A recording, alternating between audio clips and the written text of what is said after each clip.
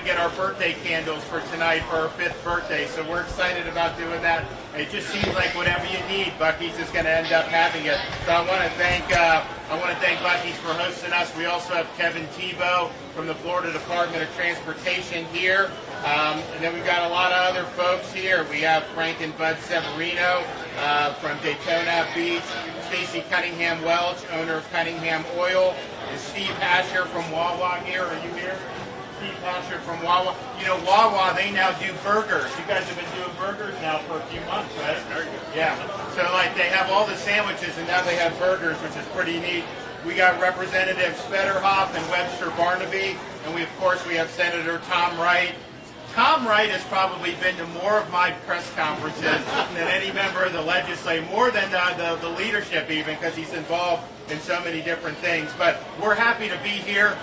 We're not as happy at seeing what's happening with a lot of the inflation that's going on in the economy. If you look, for example, for Thanksgiving, the price of a Thanksgiving dinner is up over 20%.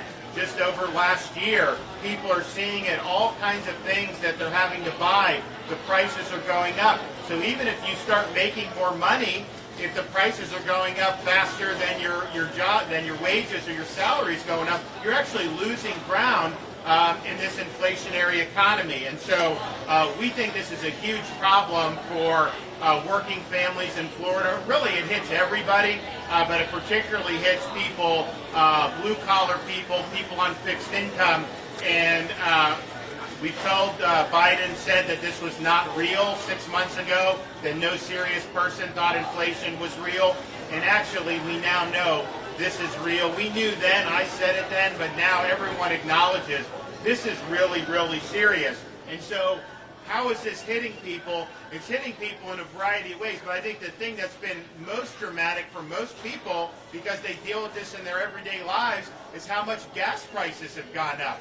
You look, if we were sitting here a year ago in Daytona, you could get a gallon of gas. Now it's $3.34. It's $1.31 more than it was a year ago today, just right here. And that's really true throughout the rest of the country. People are having to pay a lot more for gas. And if you think about it, people commuting to work, people having to take care of their kids, do all this stuff.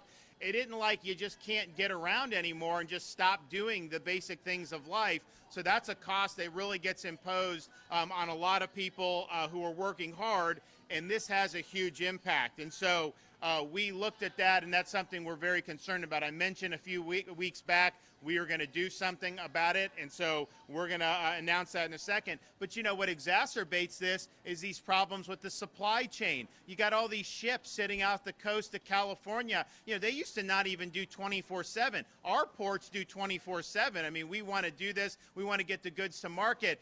We've rerouted ships from Savannah to Jacksonville, for example, that were waiting off there.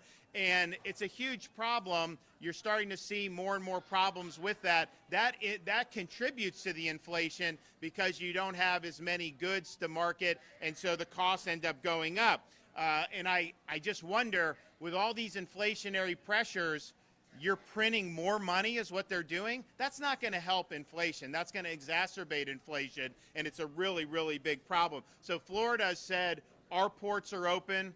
We absolutely want to have more people bringing in goods here. And if they're sitting idle elsewhere, just reroute to Florida and we'll make it happen. And we want to do our best to be able to do that. But the gas prices, I think, have been the most noticeable. And so we look to see what we can do. Obviously, this is being driven by inflationary policies out of Washington.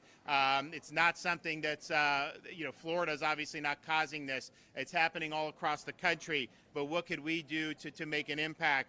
And so we've been working on it. We looked at maybe toll relief, maybe this. We're like, you know what? We need to really just focus on gas prices as best we can. So what we're going to be proposing in the next legislative session is over $1 billion in gas tax relief for Florida families. And that's going to make a big, big difference. The average family over a 5 or 6 month period, could save up to $200. And we think it's basically Florida. There's a whole bunch of things that go into the price of gas. There's different taxes, federal, state, local level. We're taking over 25 cents from Florida, and we'll basically zero that out for as long as we can and do over $1 billion. That's going to make a huge, huge deal. We're in great financial shape. We have surpluses. We have the ability to do what we need to do from a standpoint of infrastructure. And so we have folks that are getting hammered by the rising gas prices. And so we're here to do something about it. So we look forward to being able to work through this with the legislature.